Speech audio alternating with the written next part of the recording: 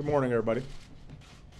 A few minutes ago, Secretary Shinseki and Rob Neighbors, who I've temporarily assigned to work with the VA, presented me with the department's initial review of VA facilities nationwide. And what they found is that the misconduct has not been limited to a few VA facilities, but many across the country. It's totally unacceptable. Our veterans deserve the best. They've earned it. Last week I said that if we found misconduct, it would be punished, and I meant it. Secretary Shinseki has now begun the process of firing many of the people responsible, including senior leaders at the Phoenix VA. He's canceled any possible performance bonuses this year for VHA senior executives, and he has ordered the VA to personally contact every veteran in Phoenix waiting for appointments to get them the care that they need and that they deserve. This morning, I think some of you also heard Rick take a truly remarkable action.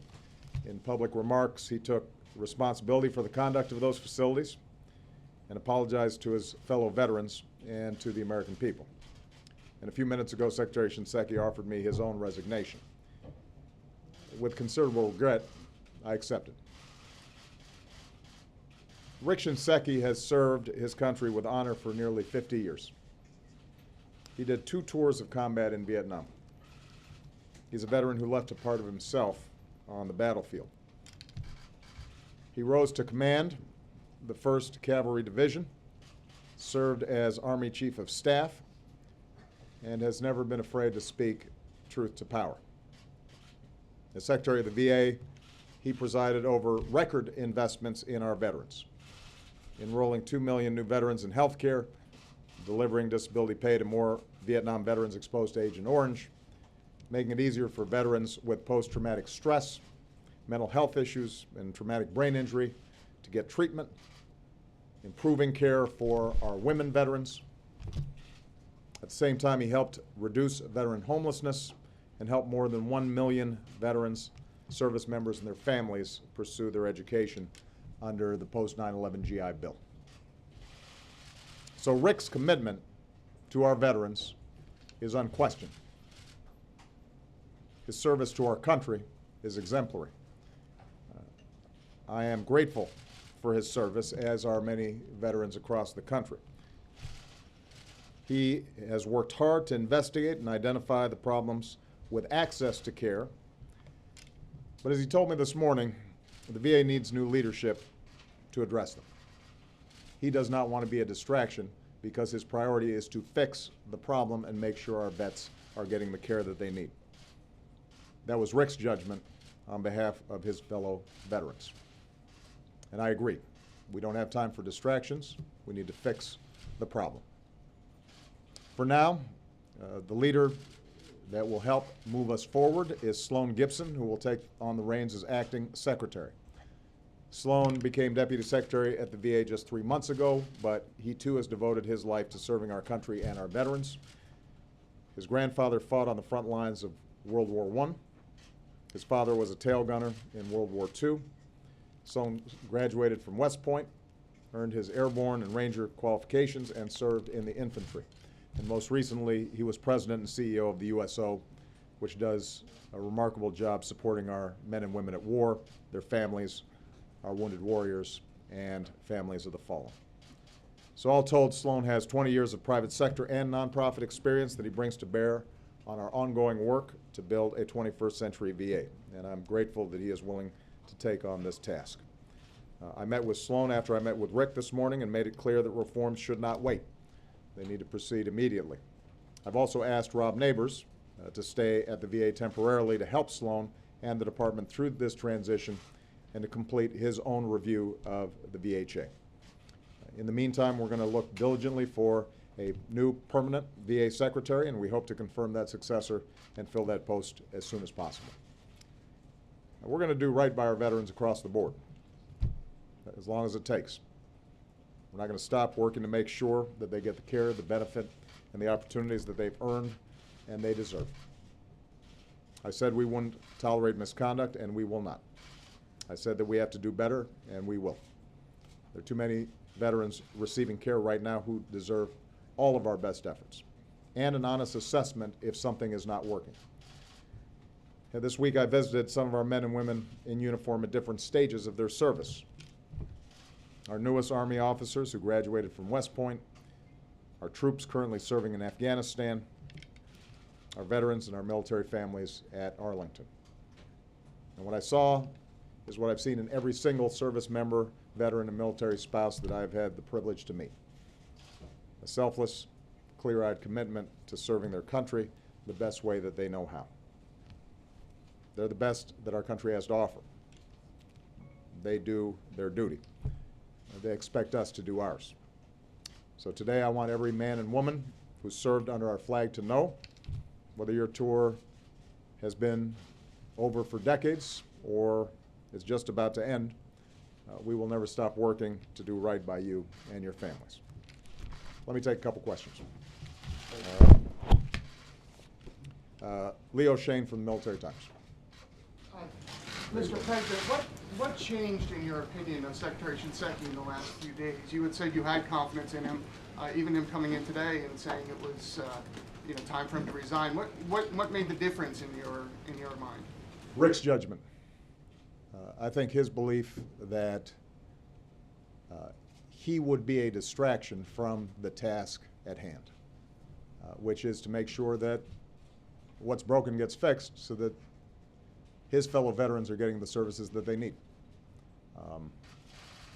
I want to reiterate, he is a very good man. I don't just mean he's an accomplished man. I don't just mean that he's been an outstanding soldier. He's a good person who's done exemplary work on our behalf. And under his leadership, we have seen more progress on more fronts at the VA and a bigger investment in the VA than just about any other VA secretary. Cut veterans' homelessness by 24%. Brought in folks who had been exposed to Agent Orange who had been waiting for decades to get the services and benefits that they had earned. Making sure that post-traumatic stress disorder and traumatic brain injury was dealt with in a serious way. Making sure we had facilities for our women vets who all too often weren't receiving the kind of specialized services that they needed. So he's been a champion of our veterans, and where there's problems, he has been ready and willing to get in there and fix them. So with the disability backlog that had shot up as a consequence of the admission of the Agent Orange veterans, as well as making it easier to apply for post-traumatic stress disorder disability claims. When it spiked, he went at it in a systematic way, and we've now cut it by 50% over the course of the last year or so. He's not adverse to admitting where there's a problem and going after it. But we occupy not just an environment that calls for management fixes. We've also got to deal with Congress and you guys, and I think Rick's judgment that he could not carry out the next stages of reform without being a distraction himself. And so my assessment was, unfortunately, that he was right. I regret that he has to resign under these circumstances, but I also have confidence in Sloan, and I share Rick Shinseki's assessment that the number one priority is making sure that problems get fixed so that if there's a veteran out there who needs help, that they're getting a schedule and they're able to come in and see a doctor, and that if there are facilities that don't have enough doctors or do not have enough nurses or do not have enough space, that information immediately gets in the hands of decision makers all the way up to me and all the way to Congress so that we can get more resources in there to help folks. And that seems to be the biggest problem. I think that's the thing that offended Secretary Shinseki the most during the course of this process. He described to me the fact that when he was in theater, he might have to order an attack just based on a phone call from some 20-something-year-old corporal, and he's got to trust that he's getting good information and it's life or death. And I think he is deeply disappointed in the fact that bad news did not get to him, and that the structures weren't in place for him to identify this problem quickly and fix it. His priority now is to make sure that happens, and he felt like new leadership would serve our veterans best, and I agree with him. Phil Mattingly. Mr. President, based on the audit, at least the early stage audit Yeah. that the Secretary presented to you, is there a sense that there was criminal wrongdoing? And I guess more broadly, how much responsibility do you personally bear as this being an issue you campaigned on and cared about deeply, you said cared about deeply during your administration, now that we're at this point? Well, I will leave it up to the Justice Department to make determinations in terms of whether there's been criminal wrongdoing. In terms of responsibility, as I've said before, this is my administration. I always take responsibility for whatever happens, and this is an area that I have a particular concern with. This predates my presidency. When I was in the Senate, I was on the Veterans Affairs Committee. I heard firsthand veterans who were not getting the kinds of services and benefits that they had earned. And I pledged that if I had the privilege of serving as Commander-in-Chief and President, that we would fix it. The VA is a big organization that has had problems for a very long time. In some cases, management problems, in some cases, funding problems. And so what we've tried to do is to systematically go after the problems that we were aware of and fix them. And where we have seen our veterans not being properly served, whether it was too many homeless veterans or a disability claims process that was taking too long, we would go at it and chip away at it and fix it. When it came to funding, we've increased funding for VA services in an unprecedented fashion because we understood that it's not enough just to give lip service to our veterans, but not being willing to put our money where our mouth is. And so what I can say confidently is that this has been a priority. It's been a priority reflected in my budget, and that in terms of managing the VA, where we have seen a problem, where we have been aware of a problem, we have gone after it and fixed it and have been able to make significant progress. But what is absolutely clear is this one, this issue of scheduling is one that the reporting systems inside of the VHA did not surface to the level where Rick was aware of it or we were able to see it. This was not something that we were hearing when I was traveling around the country, the particular issue of scheduling. And what we're going to have to do, part of the review is going to have to be to see how do we make sure that we get information about systems that aren't working. Yeah, I just was talking to Rob Neighbors, and he described to me, for example, just in very specific detail, how in some of these facilities you've got computer systems for scheduling that date back to the 90s. Situations in which one scheduler might have to look at 4 or 5 different screens to figure out where there's a slot and where there might be a doctor available. Situations in which they're manually passing requests for an appointment over to somebody else who's then inputting them, right? So you have, in many cases, old systems, broken down systems. This is stuff that is imminently fixable, but we've got to know about it. And you know, the big concern that I've got, and what I'm going to be interested in finding out is how is it that in a number of these facilities, if in fact you have veterans who are waiting too long for an appointment, that information didn't surface sooner so that we could go ahead and fix it. One last point I want to make on this. When veterans have gotten access to the system, the health care itself that they are receiving has gotten high marks from our veteran service organizations and the veterans themselves. So I think it's important to keep in mind that what the review indicates so far, at least, is that there have been great strides made in the actual care provided to veterans, The challenge is getting veterans into the door, particularly for their first appointment in some cases, and where they don't have an established relationship with a doctor and they're not in the system.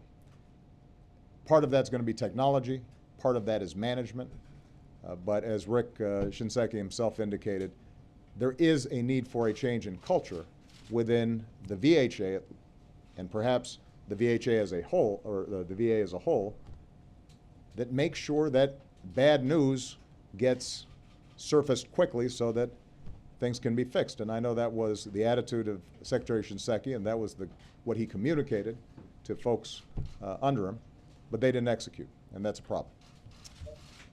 Christy Parsons, last question. Thank you, Mr. President. You said that it was the general's own judgment that made the decision for you here. If I remember correctly, Secretary Sebelius offered you her resignation after healthcare.gov failed, Right. and you declined to take it. Yeah. So I wonder if there's a little bit of scapegoating taking place here. Meaning? Meaning is, I mean, the dysfunction within the department seems to have been very deep Yeah. and very widespread. So is, lopping off the head of it really the best step to take going forward here? Is there, what I'm asking is there a political reason for removing him other than going straight to the problem Well, of the bureaucracy? the distractions that Rick refers to in part are political. He needs to be, at this stage, what I want is somebody at the VA who is not spending time outside of solving problems for the veterans. I want somebody who's spending every minute of every day figuring out, have we called every single veteran that's waiting? Have they gotten a schedule? Are we fixing the system? What kind of new technology do we need? Have we made a realistic assessment of how long the wait times are right now? And how are we going to bring those wait times down in certain facilities where the wait times are too long? If we need more money, how much more money do we need to ask from Congress? And how am I going to make sure that Congress delivers on that additional funding? That's what I want somebody at the VA focused on, not how are they getting second-guessed and speculation about their futures and so forth and so on, and that was what Rick agreed to as well. With respect to Secretary Sebelius at the time, I thought it would be a distraction to replace somebody at HHS at a time when we were trying to fix that system. And I wanted to just stay focused because I knew that if we bared down on it and we got folks enrolled, that it would work. So in each instance, my primary decision is based on how can I deliver service to the American people, and in this case, how can I deliver for our veterans? And because they are people of integrity, I think in both the cases of Secretary Sebelius, but certainly in the case here of Rick Shinseki, they've got the same priority. Their view is, what is it that is going to best deliver on behalf of folks who, as Rick said this morning, have been let down. I remember at the time that you felt she had so much knowledge about what had gone wrong that you couldn't afford to lose that. Right. Does somebody with 3 months in leadership at the department have the capacity to attack the problem quickly now? Well, we're going to need a new VA secretary. So Sloan is acting. Sloan, I think, would be the first to acknowledge that he's going to have a learning curve that he's got to deal with. But the nature of the problem that has surfaced and has been the cause of this attention is one that we can start tackling right away, and without completely transforming the system, we can immediately make some progress. We're going to have some longer-term issues that we're going to have to take care of. So my first step is everybody who's out there waiting, get them an appointment. If we need more doctors, let's figure out how we can surge some doctors in there to make sure that they're getting the help that they need. What I want to make sure of then is that even if it's still patchwork, how do we make sure that there's no slippage between somebody making a phone call and them getting an appointment scheduled? And let's have a realistic time for how soon they're going to get an appointment. Those are things that don't require rocket science. It requires execution. It requires discipline. It requires focus. Those are things that Sloan has. There are then going to be some broader issues that we're going to have to tackle. The information systems inside the VHA. Those are probably going to have to be changed. That will cost some money. That will take some time, and it will have to be implemented. I think there are going to have to be some changes in the culture within the VHA because, as I said, they're providing very good service, medical treatment to our veterans when they get in the system.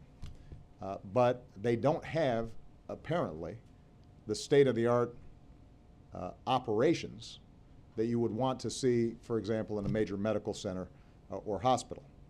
Now, keep in mind, those of us who are outside of the VA system and try to get an appointment with the doctor in the private sector and try to get an appointment for a schedule for a hospital visit, there are probably some wait times as well. So part of what we have to do is figure out what are realistic benchmarks for the system. And my suspicion is that with not only all the veterans from Iraq and Afghanistan coming back, but also the aging of our Vietnam vets who may have more chronic illnesses, may need more visits, we may need to get more doctors and we may need to get more nurses. And that's going to cost some money, which means that's going to have to be reflected in a Veteran Affairs budget, which I have consistently increased. Even during fiscally tight times, there's been no area where I've put more priority than making sure that we're delivering the kind of budget that's necessary to make sure our veterans are being served, but it may still not be enough. And we're going to, but before we start spending more money, our first job is let's take care of some basic management issues that I think can be fixed. All right? Thank you. President,